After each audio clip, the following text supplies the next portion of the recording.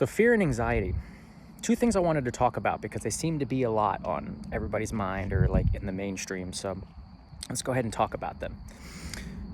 The Lord said that he never gave us the ability to have fear. Fear is just something that's a byproduct created by the enemy for control. And like I've said before, you don't want to be controlled.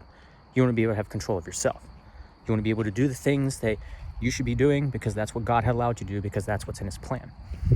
Now, a lot of these things bring on anxiety, that people have too many worries about things and it makes them anxious. And again, the Lord never gave us the ability to be anxious. He said, be anxious for nothing.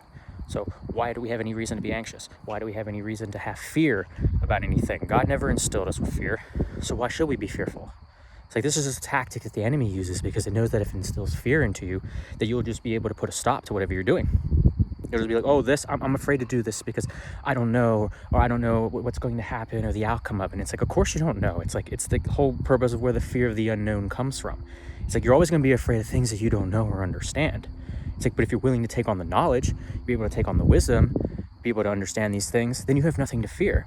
You find out that fear is just nothing to be able to be worried about in the first place, because if you spend time worrying, you're just wasting time. And why waste time? There's no need to waste time over anything.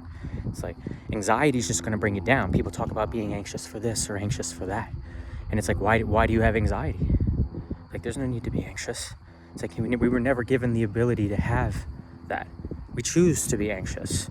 And through anxiety, we're stuck in this form of slavery to the anxiety. It's a form of control. We have no freedom. We have no free will in it because that rules us over, because it stops us from moving forward. It stops us from living to our fullest potential and doing whatever we needed to do to be able to get things done. Living in God's will, living in his plan for us. And if we live in fear, then we're not living for God. So if we're not living for God, then who are we living for? Just food to think about.